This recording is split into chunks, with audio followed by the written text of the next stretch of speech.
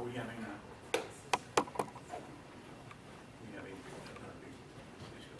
no, okay. Would you please stand and try to pledge Allegiance to the flag of the United States of America and to the republic for which it stands, one nation, under God, indivisible, with liberty and justice for all.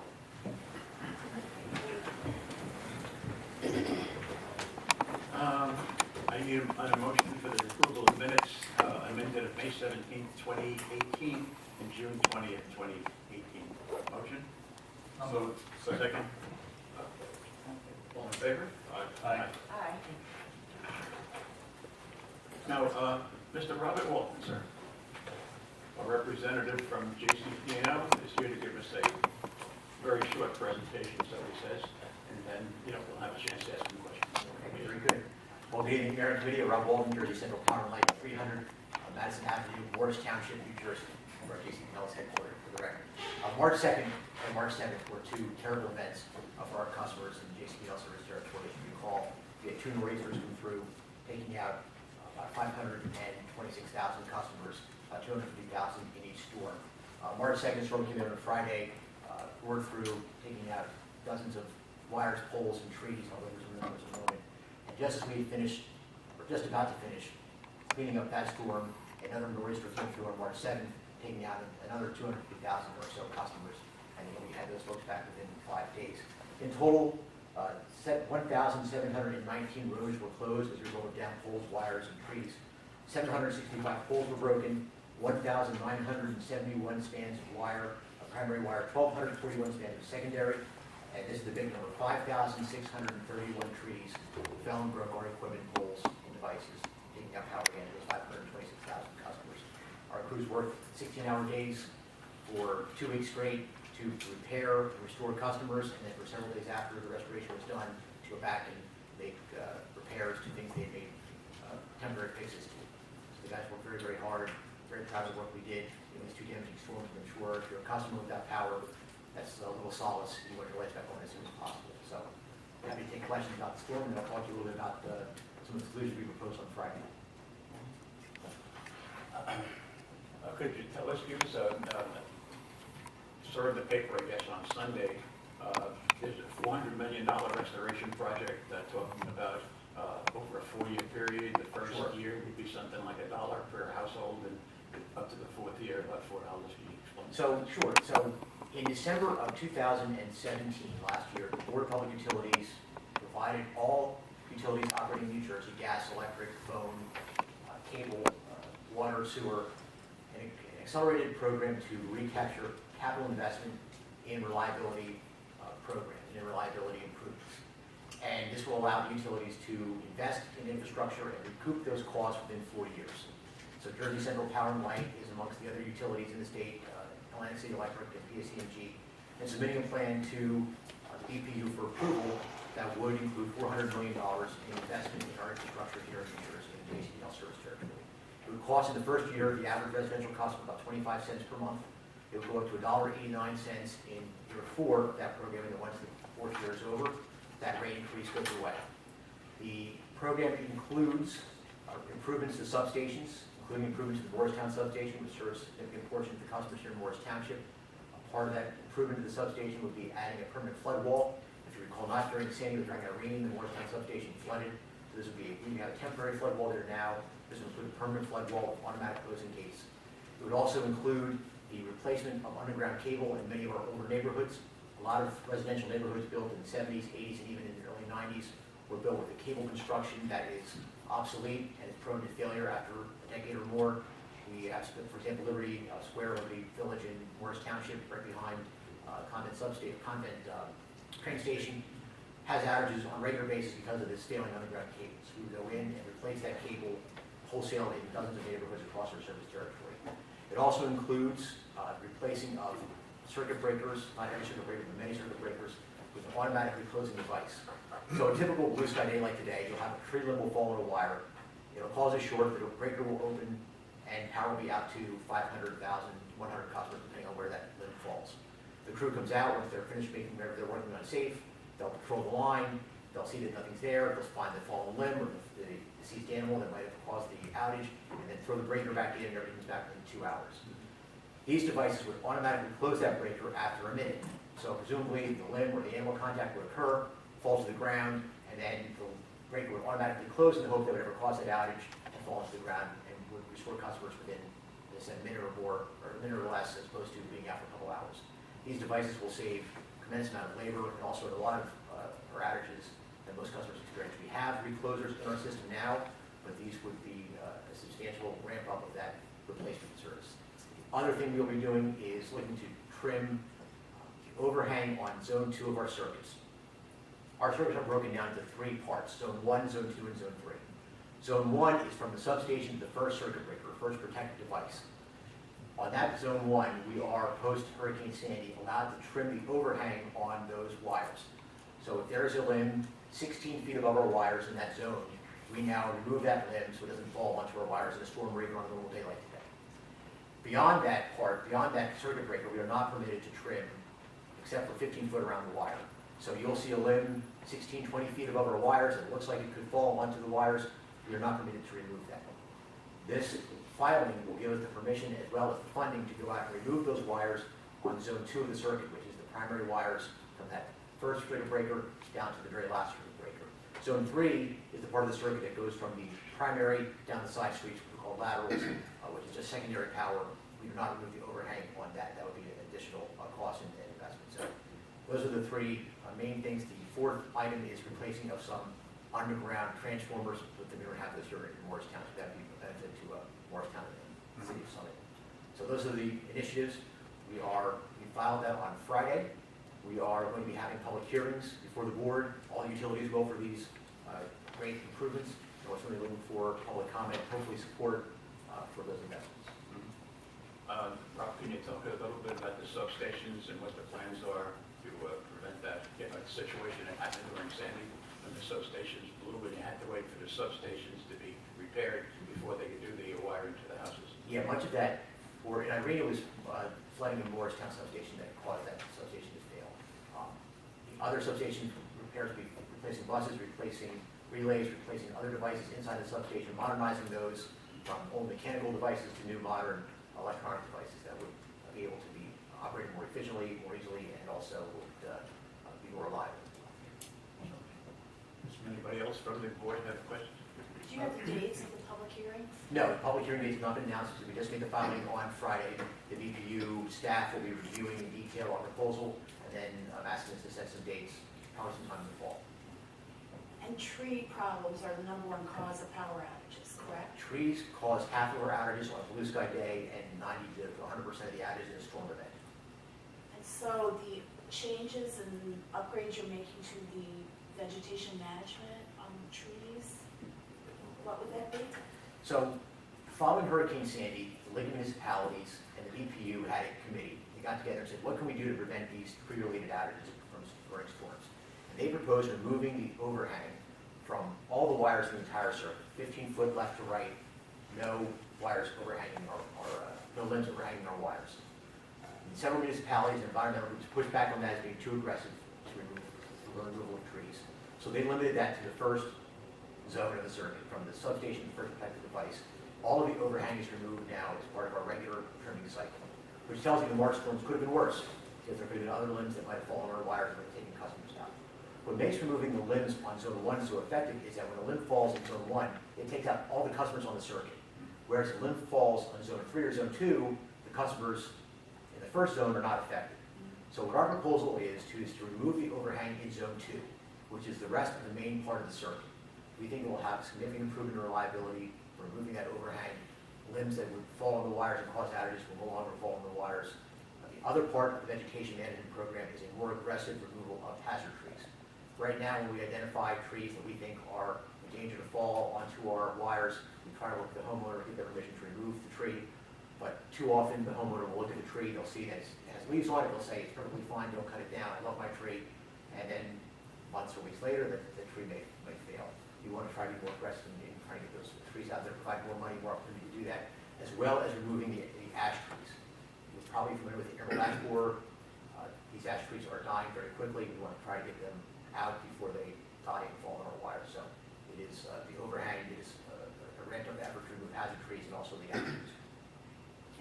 I drive around town, I see trees and branches all over the place that are sitting on the wires.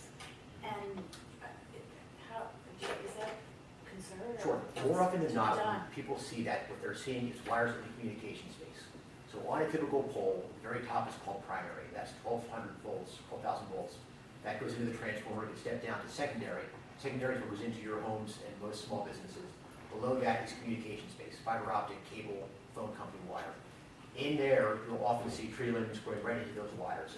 It does not affect the reliability of the phone or the cable because those wires are covered and coated. It does not affect our reliability because limbs don't fall up, they fall down. So we don't remove them until they start getting up into the electrical space. But that's typically when we get complaints about people seeing limbs in the wires.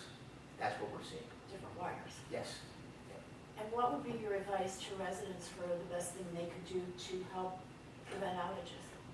If you see a tree that you think is likely to fall or that is dying or that's a hazard tree, call the 800 number and we will go out there and inspect that tree and get back to the customer. I think we have 48 hours to do that. I would hate to put more on Tim's plate, but you can certainly call town hall, and as customers done, and they will call, Tim will reach out to me, and we'll make sure we get someone to look at it. But certainly reporting those kind of incidents. The best thing you can do during an outage, during a storm event, is put the mobile app onto your phone. We have a mobile app for Android and Apple. Once you put that on your phone, you register with your account. You can then call in your outage, get updates on your outage, all from your mobile device, without having to worry about getting through our 800 number, which can be congested, especially during storm events. Rob, it was my understanding of those storms that many of the trees that fell were from private property and outside of that 15-foot zone.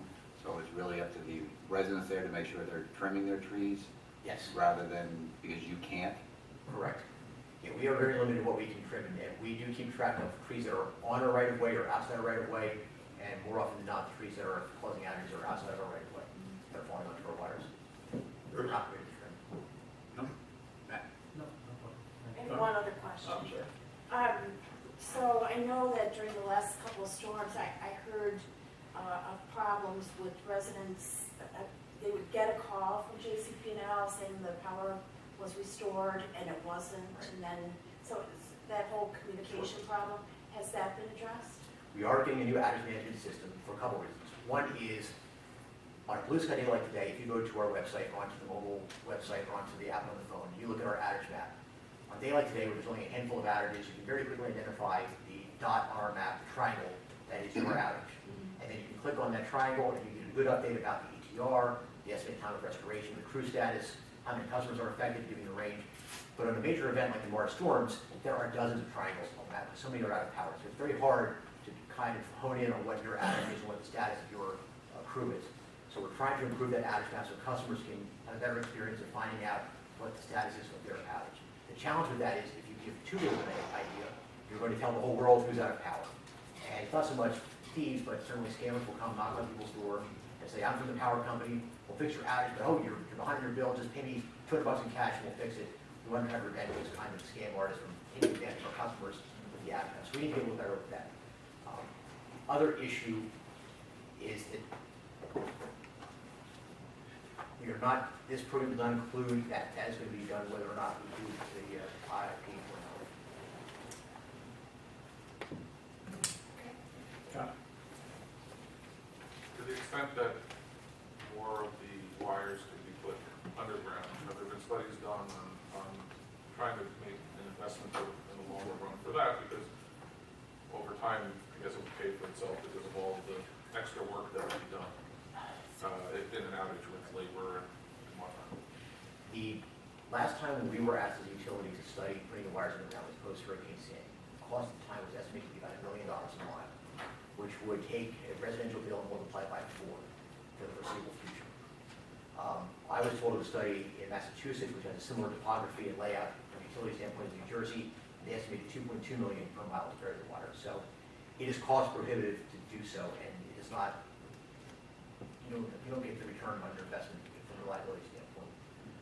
Part of the reason we picked these 4 different broad categories of improvements was because of the immediate return on the dollar. So for a very low impact to our customers, to be a very high return in reliability. That's why large part of these programs were chosen. Everybody asked about burying the wires. Certainly, if you were to start from scratch and you were to build the system on a clean slate, we put them underground. But unfortunately, that's where we right?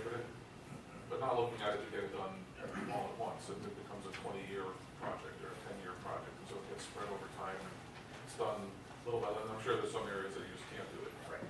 So has it been looked at? It has, BPU is not structured the rates such that there be return for that, because those kind of improvements, where there are places where it makes sense, or we're required to redo areas on the ground, but on a whole scale basis, no, we're not. And just one more comment. One of the tips that has stood out to me over the years is the importance of every individual person calling. Yeah, getting back to your earlier question about calling your outage and getting those return phone calls, I didn't quite answer that fully. Part of what we do when we have a large outage is we will call back customers who call us and tell us they're out of power. So let's say we have a neighborhood of 1,000 customers who don't have power. And we know based upon the calls we get, usually about half of our customers call in. Based upon those calls, we know where the issue is between this device and this device. And we go out there, we find a tree, we find a limb, we fix it. We assume that because we fixed that device, that issue, everybody downstream now has power. 1,000 or so customers have power. So we will then call those customers back to confirm, hi, this is JCP&L, we fixed the problem, you have power, press 1 for yes, 2 for no.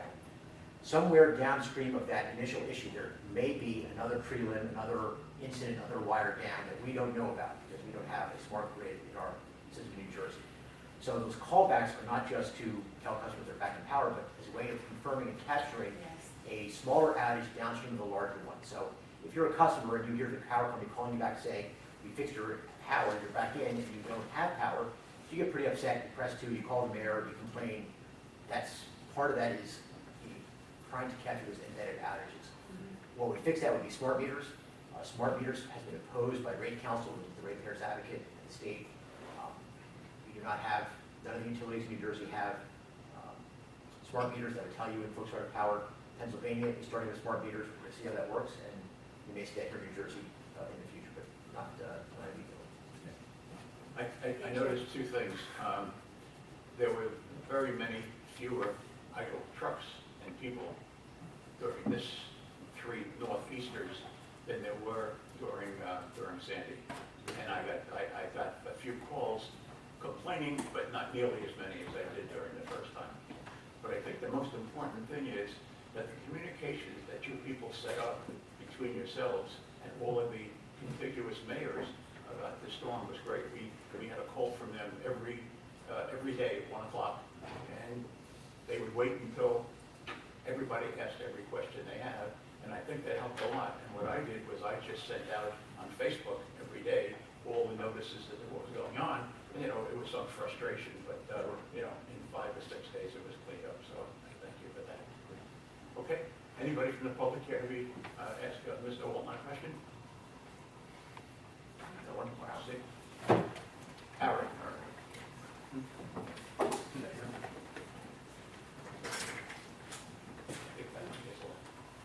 Yeah, was evening, Leslie Quinn, Morris Township. Thank you, Mr. Walton. Looks like, your way to improve significantly the reliability. Yesterday, with the lightning strike, okay, took out some circuits on Lake Road and people losing power and all that. Is there a database with failures that you can use to do root cause analysis to put the finger on what are the weakest parts of your distribution system? So, you can put the automatically closers and so on, rather than just put it on a blanket basis. The short answer is yes. I'm able to go, we as a company keep track of every single outage, every customer that's out, every customer minute. And we actually track, as a company, the average number of interruptions our customers have per year, the average amount of time the customer is without power during a year, and the average length of an outage they would experience during a year. And we are measured in those metrics against the BPU standards. We have our own internal standards and expectations as a company. So yes, we measure that, we analyze that, and that data drove in large part the choices we made for this program. We looked at where are the areas we have the most frequent tree outages, where are the areas we have the most outages from lightning strikes, from equipment failures, absolutely. That we keep track of that data. Part of what the lineman's job when they respond to an outage is to report accurately the cause of the outage for just that very reason, sir, yes. Okay. One of the things you mentioned is that 50% of the outages roughly are due to tree branches and limbs and so on.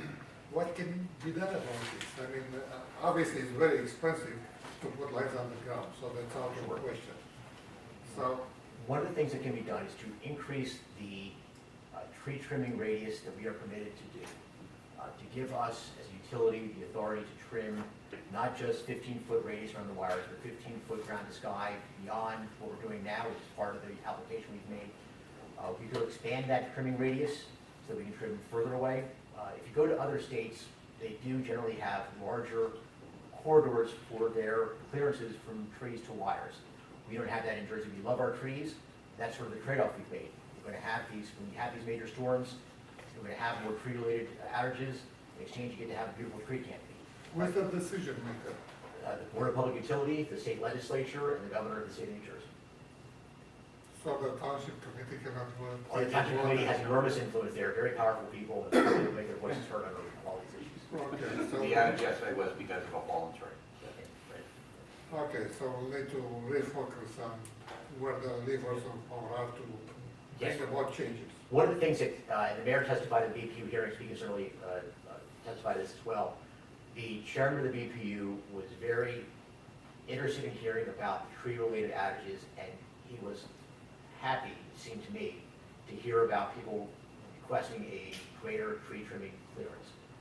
He didn't say so, but certainly from the look on his face, he seemed to support that. So maybe we'll see our tree plan approved by the BPU, and we'll be able to make some improvements in that regard. Have you had any specific application requesting that? Yes, that's exactly what we did. We filed an application, do that on Friday, for this, for expanded tree trimming and for other improvements. All right, thank you. Sure. Mr. Goldberg. Lee Goldberg, 10 Arrowhead Road. Thanks, you, Mr. Walton. So how long, do you have an estimated time on how long that approval process will take for your application to get the expanded trimming zone accomplished? We want to start by January 1 of next year. So we're hopeful that they'll schedule hearings in the next month or so, and that we will get a favorable judgment sometime late fall, early winter. But we are looking to get started on this before January 1, 2019. Thank you. And you had alluded to, I guess, an 800 number. Ms. Wilson was asking how the public can self-report. Oh, sure. I would think that would be very helpful to you. 888 lights, LIGHTSS is our customer number to report.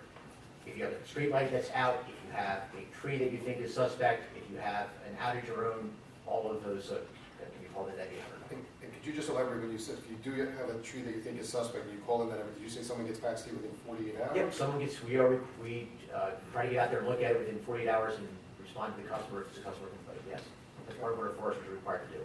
Okay, and then after this application for the expanded trimming, considering it is approved, once that's in place and you start in 2019, and those zone 2, is that just for zone 2 and 3, or just? It's just for zone, the expanded is zone 2. We will continue doing our regular maintenance on zone 1, zone 2, and zone 3.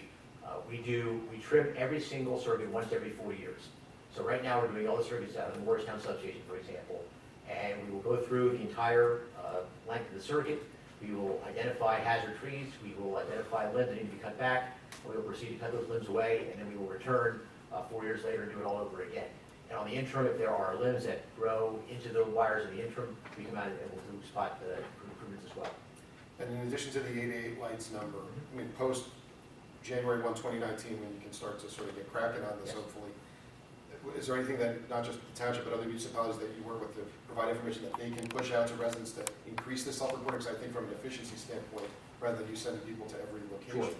We, most of our municipalities, and Morris Township is included, post information links on other websites so that people can go to the municipal website and find us. I don't have any towns that are uncooperative in that regard.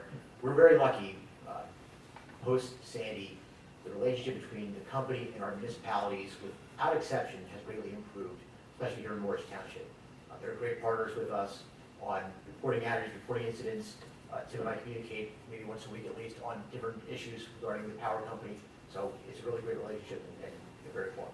Great, thank you very much. Ralph, could you give us that number again? It's 1-800, Sorry. 888. 888 lights. It's Two S's. GHTTS? Nope, just one T, two S's. Certified School Lane, Environmental Commission Chair. I wanted to thank you and your teams for the rapid response. I know that this was an immense job in the middle of a snowstorms. But what we've noticed is it's not just branches that are coming down on the trees. These are trees that are keeling over as if their roots had been totally destroyed. So at least out in Washington Valley, that's the trees that came down were coming down as if there were no systems holding them together. And I don't know if JCP&L has engaged any arborists to find out why some of these trees are doing that. I will ask our arborists. Our forestry staff, we have 6 staff foresters and 2 contract foresters, and 5 of the 6 are registered arborists. I think the 6th is a environmental specialist of some sort. So I will certainly talk to them about that. That's a new concern that I've not heard before, that it was unhealthy roots that are causing these trees to fall. Right, we were just, with people who put a lot of mulch around their trees, might be destroying the root system because they get too wet. There have been mentions of black mold on the roots. So we're just, I will it's certainly just ask. not branches that are coming down. These are. No, you're quite right. It's whole trees, whether it's just the age of the tree, the weight of the snow, or some sort of issue with the root that's interesting cause that I'm not considering. One of your team came to my house at 4 o'clock in the morning in the middle of a snowstorm to reattach the lines to my house. Oh, good. And it was, I wouldn't want to be out there. So. Neither would I. Thank you, ma'am. Just a quick question, where will the hearings be held?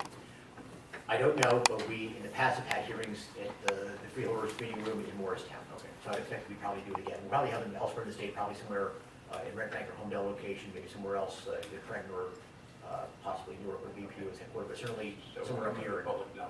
We will let the public know, yes. Thank you very much, sir. Okay. Thank All you. right, thank you. Appreciate it. Thank you. Back to the regular agenda, Mr. Mills. 2318, Mayor.